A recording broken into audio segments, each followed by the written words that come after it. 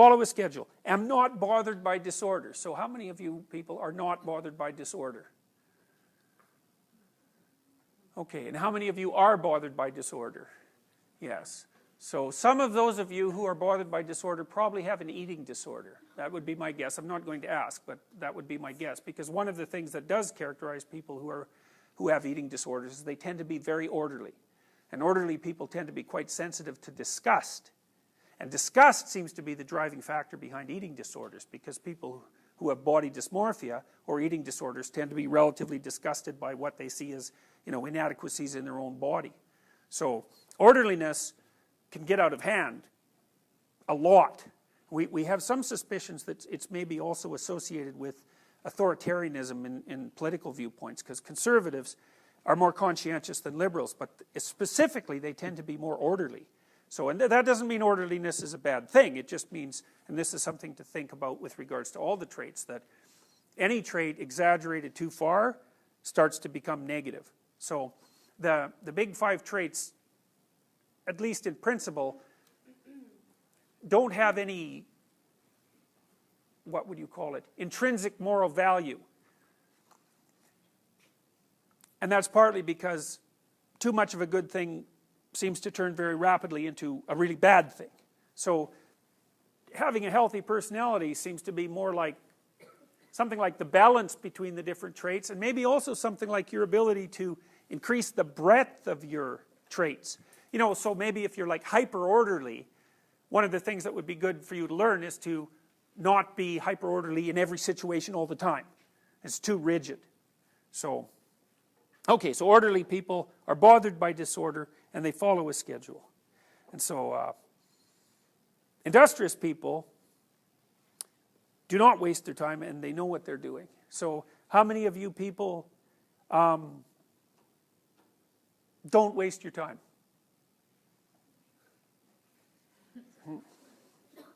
So 2 people? Okay. Have I played, how much time do you waste with you before? I have, okay. That's too bad because I love torturing undergraduates with that game.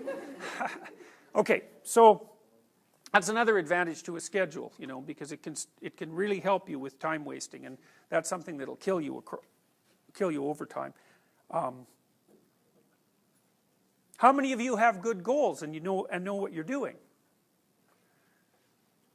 Yeah, so that's better. How many of you don't? How many of you don't know really what you're doing or where you're going? Okay.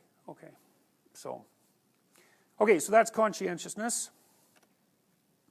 This is neuroticism.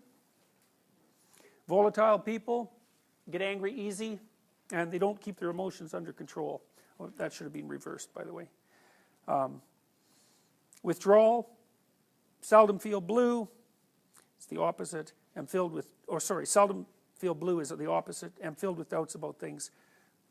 Seems like more of a depression trait, withdrawal.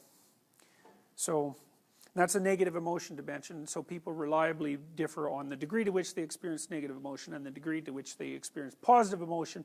And those two things are actually different, because the circuitry that operates positive emotion is a particular circuit, and the circuits that operate negative emotion are particular circuits, and they're not merely opposites. So you can be highly neurotic and very extroverted. And so that means you're always at parties, but you're continually worrying what people are thinking of you. So people like that are actually quite complicated, So it's a complicated combination of traits. Agreeableness. Polite people respect authority, and they do not believe that they're better than others. And compassionate people are interested in other people's problems and take time for other people. So I'll tell you this after we do extroversion. Open people, we talked about this already. If you're creative, you believe in the importance of art, you love to reflect on things. If you're smart, which is sort of the intellect category, you're quick to understand things and can handle a lot of information. And then extroverted people are assertive, they take charge, they're able to influence people, so they're kind of charismatic. And if they're enthusiastic, they make friends easily and are easy to get to know. It might be of some interest to you that disagreeable people who are extroverted are narcissistic. So, because a disagreeable person isn't particularly polite, they don't really care about your feelings, and they're very dominant. So,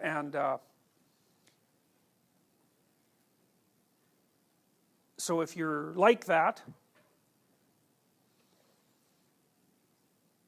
it would be useful to learn when to be quieter in social situations and how to attend more to other people. One of the things that seems quite useful for people who are disagreeable, and narcissistic for that matter, is to try consciously on a regular basis to do something for someone else. It also actually seems to make people who are narcissistic happier to do that, interestingly enough.